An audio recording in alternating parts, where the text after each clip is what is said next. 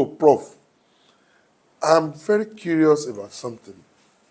The kind of economic prosperity that we experience in Lagos. Of course, not that there are no prosperous cities around the world, so many we can mention, but that of Lagos is peculiar. And what even make me curious more is the fact that if you look at Lagos, thoroughly, you see that there are a lot of things that can discourage people to even want to flee. But rather than fleeing, we are even having more. And some people have said, well, don't be surprised. It used to be the capital of the country. It is the economic hub of the country. Yes. And beyond this, is there anything behind the success of Lagos? Well, thank you very much. We go historical once again. During the reign of Oba Gabaro, who was like the second king of Lagos, Lagos could not in any way be reckoned with as an economic city or as an important emporium for commercial activity of the time. But by around 1750, this date may be disputed by the local historians because they believe that the next person after Gabaro was Akinsemoyin, who in local account became the king of Lagos in 1704 and reigned for a very long time. In fact, he was considered one of the long, reigning kings of Lagos. But historians have put the period at about 1750. And in fact, there is a book written by a white historian who came around and gathered information and tagged the work. The Rise of an Atlantic City, Lagos, 1750 to 1900. Christian Mann is that person who wrote that. Can we have that again, Prof? The Rise of an Atlantic City, Lagos, 1750 to 1900. Since that time? Yes. So, when Akinsemoyin became the king of Lagos, what we can refer to as economic prosperity of Lagos became noticeable. There were two major incidences concerning his reign. The first was that he was displeased with the kind of camaraderie that existed between his predecessor, Gabaro, and the Idejo, who, like what we are saying... was Gabaro, was he displaced? Not that he died? No, he died. But we were talking of romance. I said he was displeased because of the romance between him and the Idejo, who are considered to be the children of Olofin. So, I think Gabaro tried to do what we are asking the Olumegbon to do with the Ogunshemo and Ojukpon family by bringing them closer and, creating for them a class in the hierarchy of traditional political setup in Lagos. After the Obas class, which is the Akari Igbere, we have the Idejo, the children of Olofin, in the second category. They are followed by the Ogalade, who are the chief priests, the diviners, in the third category. Then we have the Abagbon, the warriors, or those charged with the territorial, defending the territorial integrity of Lagos. So, the Akari Igbere chiefs are mainly from Benin. The Idejo are children of Olofin. Those in the Ogalade, they are mainly admixture of Benin and some, neighboring Lagos chiefs. While the Abagbon, mainly the warriors, are also people taken from, Benin in most cases. So, when Akinsemoyin complained about his brother's tolerance of the Idejo, the Kabesi, the Oba, got to know and asked the guy to leave the town for him. There cannot be two kings in the town. That was the first one. There was one Ifa priest that was said to have been contacted. This Ifa priest was Alagba, an Ilesha man.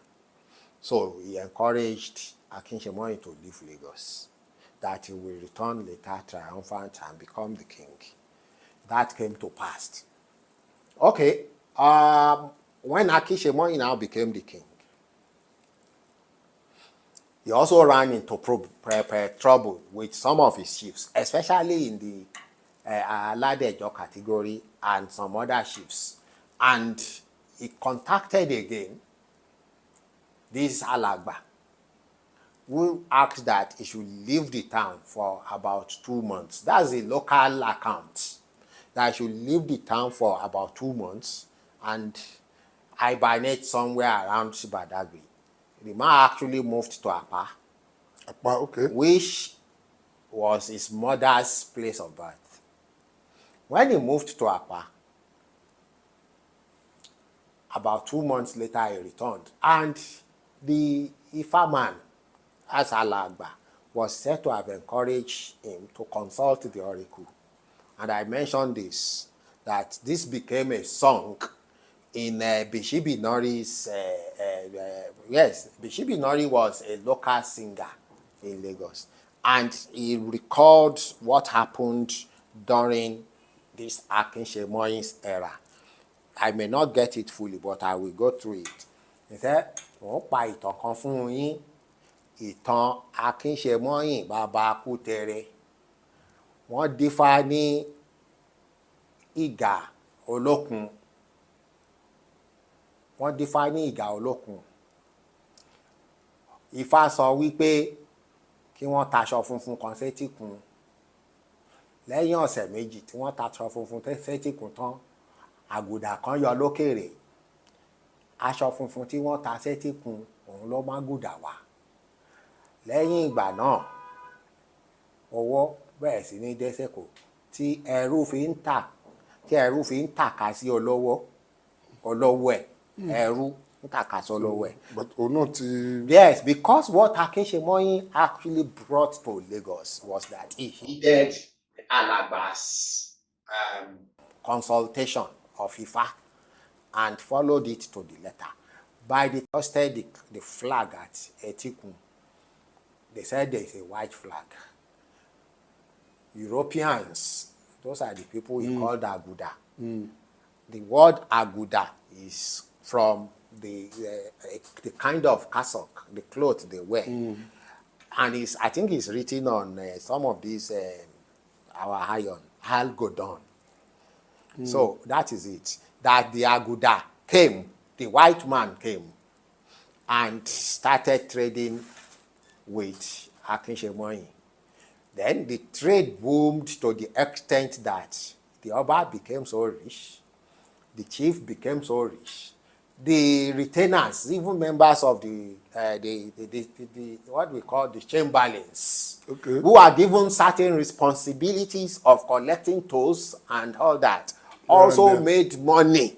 And that is why he was saying, "Lẹ́rú fi ń tàpá, tàbí tàka sólówó."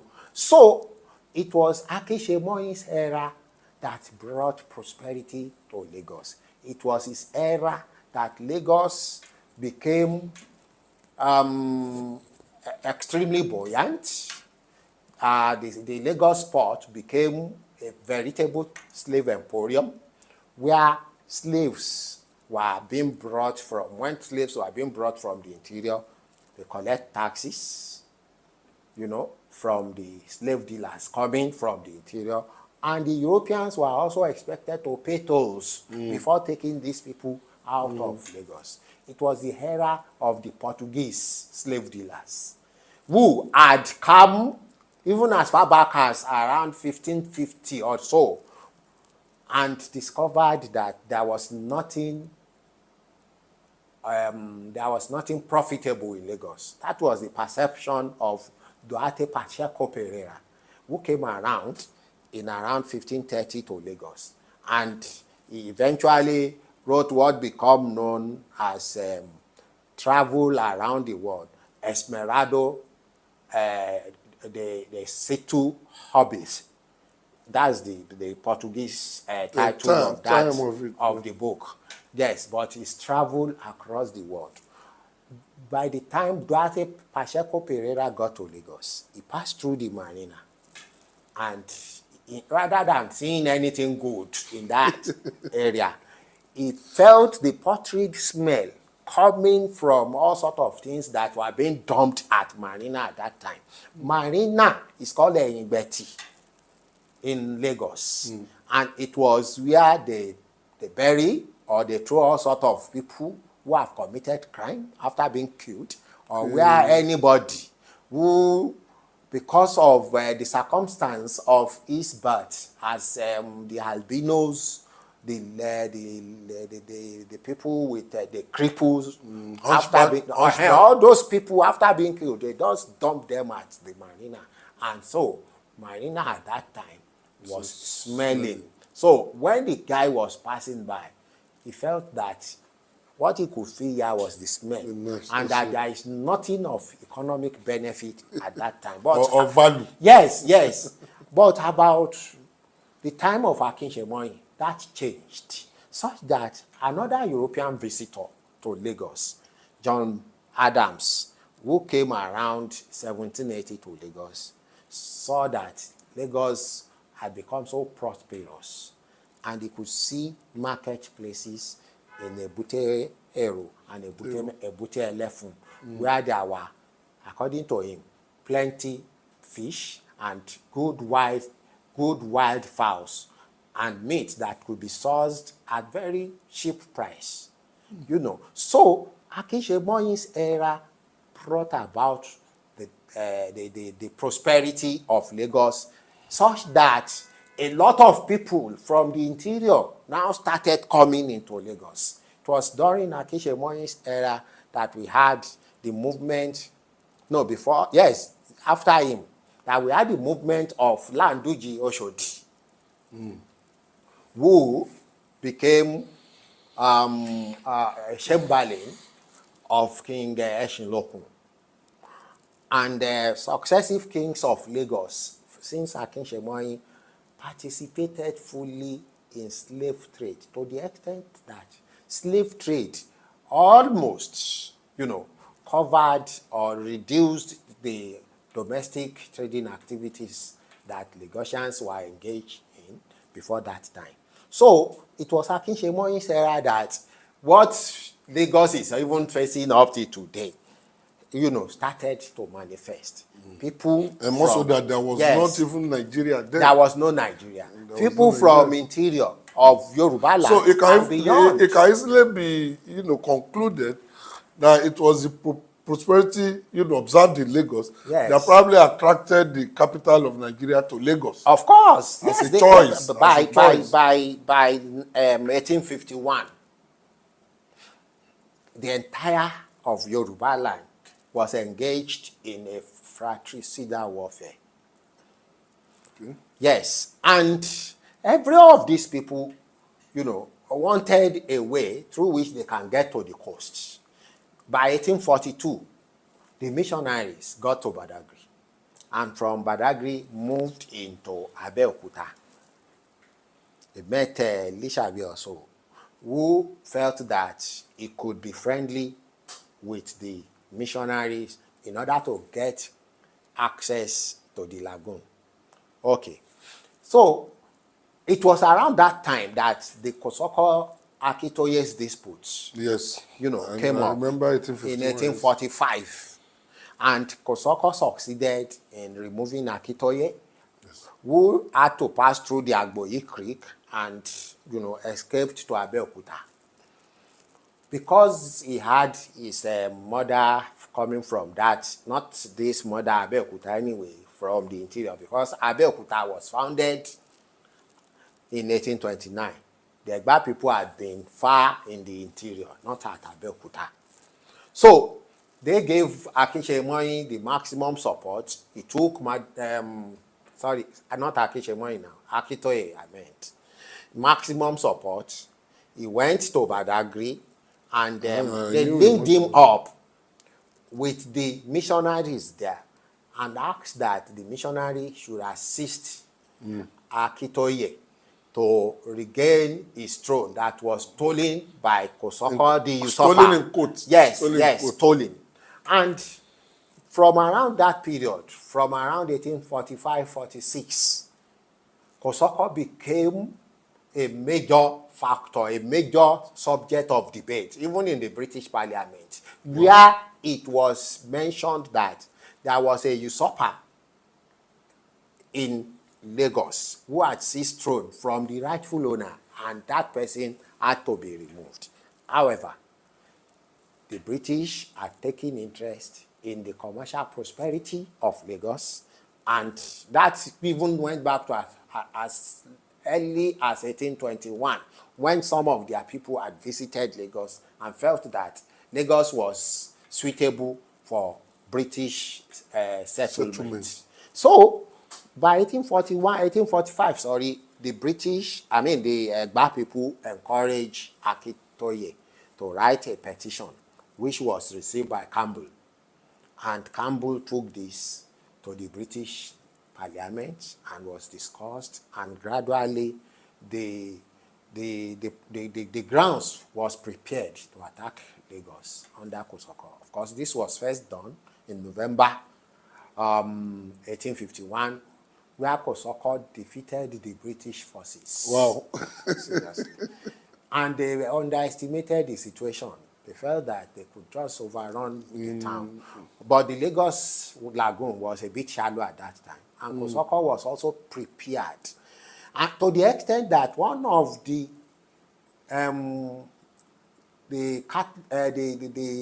Christian missionary people that was drafted, of course a black person, that was drafted to attack Kosoko, said that what they met on ground in terms of defense was not something that an African man can devise.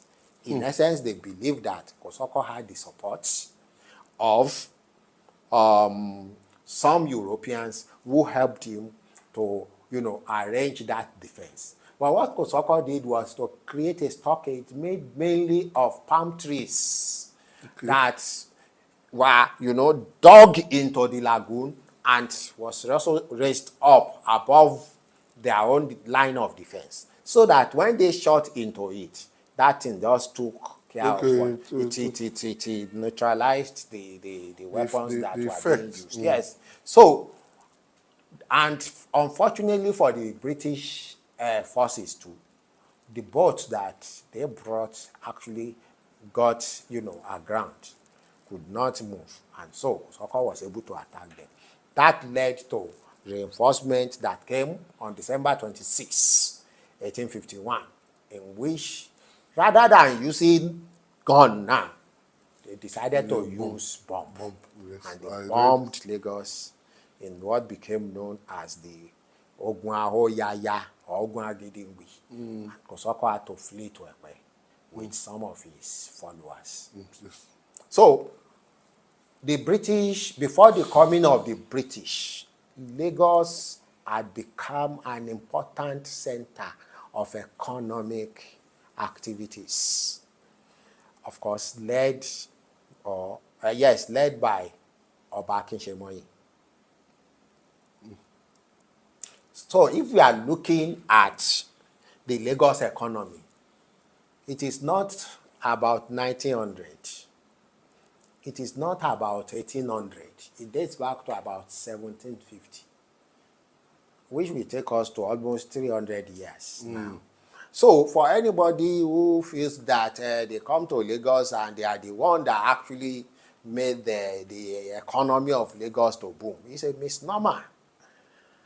The economy of Lagos had always played pivotal role in the movement of people into the area, either locally or from abroad, such that by the time the British came, they claimed to have come to stop slave trade. But behind all of these claims, they also were looking for the economic benefit they could get from Lagos. And which they got. Which they got. And Lagos also became the launching pad for all other parts of Nigeria. From Lagos, they moved into other interior. By 1892, the British attacked Ijebu in the Magbon War. 1896, they were in Benin when they forced Overa when they Bonogbaisi out of the place. By 1906, they got to the north when they forced out the Sultan of the time, I think Sultan Atairu. So, and the similar things had gone on in the Niger Delta, which they called then the Oil River Protectorate. When they established the place, they removed a lot of the kings in the area. Some were actually banished even into Cameroon. Yes, many of these people were banished. But at the end of it, by around 1906, they felt that they cannot be controlling all of these areas from their different places. So they needed to merge them. And the first thing they did was to merge the Oil Rivers Protectorate with Lagos in 1906 to form the Southern Protectorate. And by 1914, they merged the Niger Protectorate with Lagos to form what became Nigeria in 1914. There was also Northern Protectorate. That's what I have said. The Northern Protectorate was brought. There was the Royal Niger Company. Yes. Which was resident. The leader was at Lokoja, but they were also looking at the prosperity of bringing other northern parts into the Royal Niger Company, which was later changed to Northern Protectorate. Wow. And they realized that the whole of this area, especially the north, was My prof, I have to stop here. I know if I don't do that, we'll speak till tomorrow. Thank you so much. But before you go, finally now, permit me to